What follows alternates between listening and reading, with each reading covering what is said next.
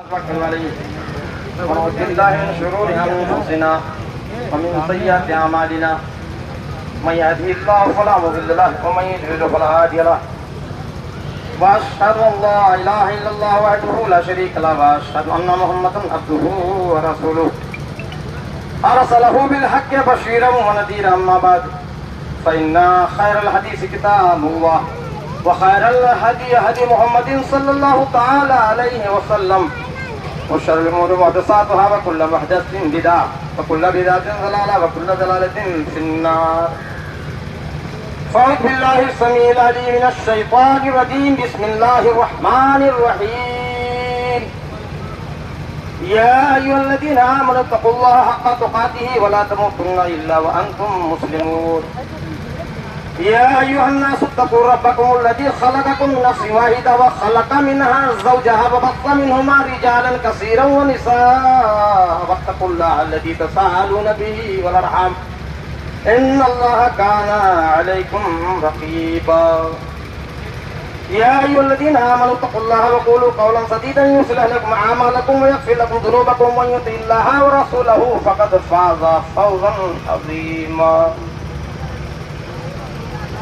عن عائشة رضي الله تعالى عنها قالت قال رسول الله صلى الله عليه وسلم النكاح من سنتي فمن لم يعمل بسنتي فليس مني وتزوجوا فإني مقاصر بكم الأمم ومن كان ذا طول فلينكح ومن لم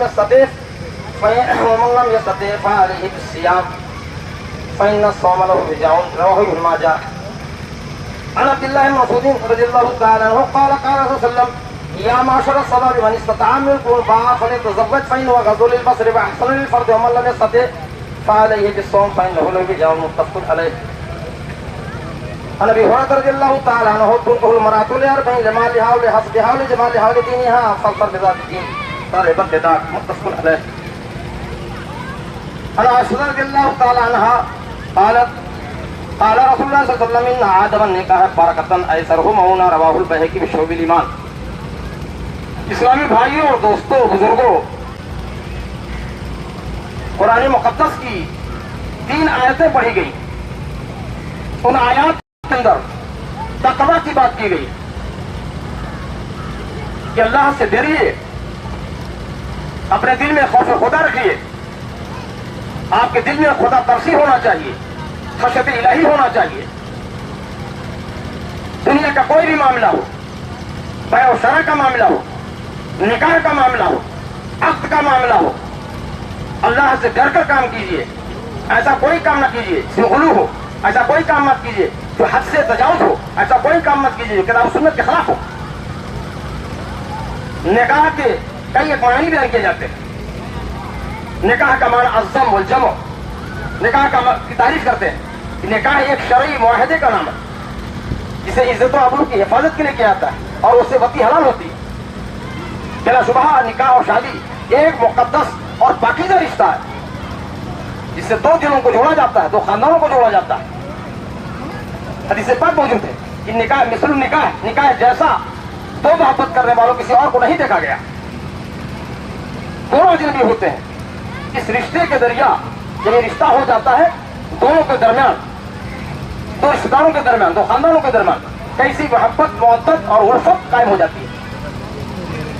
اسی لیے رسول نے فرمایا ہے یہ تم کسی کو شادی کا پیغام دو. فانظر الیہا، مغیرہ بن شعبہ رضی اللہ تعالیٰ عنہ نے بیان کیا کہ میں نے ایک کو جو ہے ایک لڑکی کو شادی کا پیغام بھیجا ہے، آپ کے پاس ہے. تو آپ نے فرمایا حل نظر تو نہیں ہے کہ آپ نے اس کو دیکھا، کہا نہیں دیکھا، کہا دیکھ لو. فانظر الیہا، آپ دیکھ لو. فإنه أحرى أن يوقع بينكما، دیکھ لو گے تو اس کے ذریعہ دیکھنے سے انہیں گناہ ہو جائے گا اور تم دونوں کے درمیان الفت و محبت قائم رہے گی. میں نے ابن ماجہ کی روایت پڑھی ہے، متفق علیہ روایت پڑھی ہے، ایک روایت اور پڑھی ہے. بلا شبہ نکاح کا ثبوت پہلے سے بھی مل رہا ہے. اللہ خود حکم فرماتا ہے فانکحوا ما طاب لکم من النساء مثنی وثلاث ورباع. تمہارے دلوں کو جو عورتیں بھائیں، جو لڑکیاں بھائیں تمہیں پسند ہو، ان کا اخلاق، کردار، کریکٹر، ان سب کو نکاح کرو، بیاہ کرو، 2 سے 3 سے 4 سے کرو. زمانہ جاہلیت کے اندر 10 عورتیں لوگ رکھتے تھے. آپ صلی اللہ علیہ وسلم جب وہ اسلام آیا تو آپ نے منع فرما دیا کہ صرف 4 کیا جاتا تھا، اس سے زیادہ کی اجازت نہیں ہے. شرط یہ ہے کہ نہ نفقہ حق زوجیت ادا کرنے کی طاقت ہو. نکاح کا ثبوت بہت پہلے سے آ رہا ہے. قرآن پاک یہ کہا کہ وَلَقَدْ أَرْسَلْنَا رُسُلًا مِّن قَبْلِكَ وَجَعَلْنَا لَهُمْ أَزْوَاجًا وَذُرِّيَّةً. اے پیغمبر ہم نے آپ سے پہلے بہت سارے انبیاء اور رسول کو بھیجے اور ان لوگوں نے بھی شادیاں کی, ہم نے انہیں اولاد عطا کیا, لڑکے لڑکیاں بیٹے بیٹی عطا کیا. پتہ یہ چلا کہ اس کا ثبوت بہت پہلے سے آ رہا ہے. باقاعدہ اللہ کے رسول صلی اللہ علیہ وسلم کی بخاری شریف کی وہ روایت ہے, صحابہ کرام نے اللہ کے رسول کو دیکھا کہ اللہ کے رسول بہت زیادہ اب بھی پرہیزگاری کرتے ہیں, تقویٰ اختیار کرتے ہیں بہت زیادہ, جبکہ آپ کے صغائر و کبائر سب معاف کر دیے گئے ہیں. صحابہ نے جب اس کو دیکھا وہاں آپ کے گھر پہ پہنچے اور پوچھا کہ اللہ کے رسول کا یہ جو ہے کیا معاملہ ہے. کہا وہ تو رات دن ابھی عبادت کیا کرتے ہیں اور بہت زیادہ عبادت کرتے ہیں. تو کسی نے کہا کہ میں روزہ نہیں رکھوں گا, کسی نے کہا کہ میں رات دن نوافل پڑھوں گا, کسی نے کہا کہ جو ہے میں نکاح نہیں کروں گا. آپ نے فرمایا لیکنی اصوم و اصلی وآخذ واتزوج النساء. آپ نے فرمایا کہ میں سب کچھ کرتا ہوں. آپ میں سے کس نے ایسا کہا ہے؟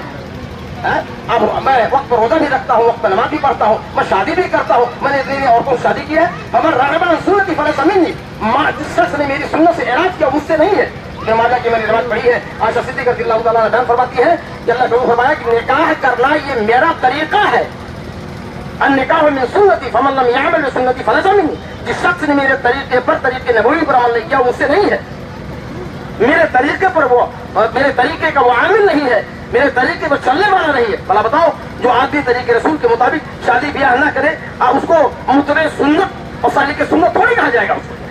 آپ نے فرمایا کہ نکاح جو ہے کرنا یہ میرا طریقہ ہے, انبیاء کا طریقہ رہا ہے. جس شخص نے میری سنت کو ملنے کیا مجھ سے نہیں ہے. اور دوسری جو روایت ہے جس نے میری سنت سے رد کیا وہ عمر رغب عن سنتی فلیس منی, وہ مجھ سے اس کا کوئی تعلق نہیں ہے. تزوجوا, آپ شادی کرو, کیونکہ جب تم شادیاں کرو گے, ایک دوسری روایت ہے کہ ایسی عورتوں سے آپ شادی کرو جو زیادہ محبت کرنے والی ہو, ایسا خاندان دے کر شادی کرو اس میں زیادہ بچے پیدا ہوتے ہو. فإني مقاصر کو اس کی وجہ ہوگی کہ میں تمہاری اولاد کی کثرت کی بنا پر دوسری امتوں فخر کروں گا. فإني مقاصر بكل امم. آپ صلی اللہ علیہ وسلم فرمایا کہ دنیا کی آپ نے فرمایا آگے فرمایا ہے, آپ نے فرمایا کہ جو ہے آپ شادیاں کرو کیونکہ میں تمہارے ذریعہ دوسری امتوں فخر کروں گا. تمہاری جب کثرت ہوگی, جو آدمی ورکانہ ذاتوری, جو آدمی طاقت رکھتا ہے اسے چاہے تو نکاح کرے, اور جو آدمی طاقت نہ رکھے اسے روزہ رکھے. ایک دوسری بات میں نے پڑھی ہے, عبداللہ بن مسعود رضی اللہ تعالیٰ عنہ راوی حدیث ہے, بیان فرماتے ہیں کہ اللہ نے فرمایا کہ اے نوجوانوں کی جماعت, یا معاشر الشباب من استطاع منکم الباءۃ فلیتزوج. اے نوجوانوں کی جماعت, تم میں سے جو آدمی باع کی طاقت رکھتا ہے, نان و نفقہ کی طاقت رکھتا ہے, حق زوجیت کی طاقت رکھتا ہے, اسے چاہیے تو نکاح کرے, وہ شادی کرے. مقصد نکاح بیان کیا گیا ہے کیونکہ یہ نگاہ کو پست کرنے والا ہے. نگاہ کو آپ کی نگاہ کو پست کرنے والا شرمگاہ کا یہ محافظ ہے. اور جو آدمی اس کی طاقت نہ رکھے وہ چاہیے روزہ رکھے. شادیاں لوگ کرتے ہیں, کچھ لوگ مال دے کر شادی کرتے ہیں, کچھ لوگ جو ہے حسد دے کر شادی کرتے ہیں, کچھ لوگ جمال دے کر شادی کرتے ہیں. آپ نے فرمایا فلسفہ دین والی سے رشتہ کر کے اپنے مقصد میں کامیاب ہو جاؤ. تمہارے دونوں ہاتھوں کو مٹی لگے, مطلب یہ ہے کہ دیندار لڑکی لڑکا شادی نہیں کرو گے تو پھر تمہارے لیے کیا ہے, رسوائی ہے, ذلت ہے, ہوا ہے تمہارے لیے. ترمذی کی روایت ہے نبی رضی اللہ تعالیٰ عنہ, من اذا خطب الیکم من ترضون دینہ وخلقہ فزوجوہ الا تفعلوہ تکن فتنہ فی الارض وفساد عظیم. رواه ترمذی. آپ صلی اللہ علیہ وسلم نے فرمایا کہ جب تمہیں کوئی آدمی, کوئی نیک آدمی, صالح آدمی شادی کا پیغام بھیجے, شادی کا پیغام بھیجا, اس کے دین اور اخلاق کو پسند کرتے ہو, دین کو پسند کرتے ہو, اخلاق کو پسند کرتے ہو, فضل جو ہو تو اس سے تم رشتہ کرو. اب دنیا والوں کا حال کیا حال ہے, مال اگر پا جائیں, چاہے اس کے ہاں دین ہو چاہے نہ ہو, چاہے اس کے ہاں اسلام ہو چاہے نہ ہو, چاہے وہ روزہ نماز کرتا ہو نہ کرتا ہو, اخلاق اچھے ہو چاہے نہ ہو, رشتے دار اگر پہنچ جائے تو ظاہر بات ہے اس کو پانی بھی نہیں پوچھتے. بعض لوگ ایسے بھی ہوتے ہیں. تم میں سے سب سے بہتر وہ ہے جس کے اخلاق اچھے ہو. ان احسنکم خلقا رسول نے فرمایا ہے. آپ نے فرمایا اگر کوئی آدمی, کوئی لڑکا والا آپ کی شادی کا دلال بھیجتا ہے, آپ کی لڑکی ہے اور دینداری اس کے ہے, غریب ہے, پھر بھی فزوجوہ اس سے رشتہ کر دو. اگر کوئی آدمی جو ہے لڑکی والا آپ کے یہاں پیغام بھیجتا ہے, امیر و غریب کوئی بات نہیں ہے, اگر اس کے دین اخلاق کو پسند کرتے ہو فزوجوہ اس سے رشتہ کرو. شادی کا معیار اللہ کے رسول نے دین اور اخلاق کو قرار دیا ہے, مال کو قرار نہیں دیا ہے, زبان کو قرار نہیں دیا ہے, اور کسی اور چیز کو قرار نہیں دیا. آپ کے پاس ٹائم نہیں ہے, ورنہ میں ایک واقعہ بیان کرتا, جلیبی رضی اللہ تعالیٰ عنہ کا واقعہ بیان کرتا, جو مدینہ کے اندر تھے اور وہ جو ہے سامنے تھے یا کانے کلو کے تھے, صحابی تھے. آپ صلی اللہ علیہ وسلم نے فرمایا کہ اے جلیبی کیا تم شادی نہیں کرو گے؟ کہا اللہ کے رسول سے شادی کون کرے گا, میں تو غریب آدمی ہوں, محتاج آدمی ہوں, میرا خاندان بھی بہت اونچا نہیں ہے. تو کہا ٹھیک ہے, میں آپ کو کہتا ہوں فلاں جگہ چلے جاؤ, میرا سلام عرض کرو, اور ان سے کہا کہ جو ہے اپنی بیٹی کا رشتہ تمہارے ساتھ کر دے. चुनाचे आप वहाँ गए और उसके बाद जो है घर वालों ने इनकार कर दिया। बेटी इस बात को सुन रही थी, बेटी ने कहा नहीं, ये रसूल ने पैगाम भिजवाया है, मैं इनकार नहीं करूंगी, वो लड़का जैसा भी हो, अमीर गरीब कुछ लेना देना, मेरी शादी कर दो। चुनाचे उस बहुत खूबसूरत जो रही थी सहाबी, उस लड़की ने जो है तैयार हो गई लड़की और उसके साथ हो गया। तो बात ये हुई कि शादी का जो म्यार है वो साधारण म्यार जो है दीन और अखलाक है। अमीर हो चाहे गरीब हो, इस दुनिया में सबको जीने का हक है। अमीर भी चाहता है मेरी लड़की शादी हो जाए, गरीब भी चाहता है मेरी लड़की शादी हो जाए। ऐसा ना हो कि मालदार सिर्फ मेरे बच्ची की शादी कर ले और गरीब बच्ची ऐसी पड़ी रह जाए, बल्कि अमीर और गरीब जिसके दीन और अखलाक को पसंद करो उससे रिश्ता करो। सईद इब्न मुसय्यब ने अपनी बेटी का, सईद इब्न मुसय्यब जो ताबीयों के सरदार हैं और बहुत इमाम मदीना माने जाते हैं, वो बहुत मालदार थे, 40 हज किया था, 50 साल तक उनकी ज़कात ऊला नहीं छूटी थी। उन्होंने जो है अपने पढ़ाई हुए तालिब के साथ अपनी बेटी का रिश्ता कर दिया। वक्त का जो बादशाह खलीफा अब्दुल मलिक मरमान था, खलीफा अब्दुल मलिक मरमान, आपने नाम सुना होगा, उसने अपने बेटे के लिए शादी का पैगाम भेजा था, उसको रद्द कर दिया था। ये नहीं सोचा कि अगर हम शादी कर लेंगे तो मेरी ये बेटी आगे चल करके शहजादी और रानी बनेगी, ये नहीं सोचा। आपने उसको ठुकरा दिया, धक्के दे दिया, भगा दिया, उसके जो है मुवक्किलों को भगा दिया, उसके वकीलों को भगा दिया, उसके हरकारों को भगा दिया।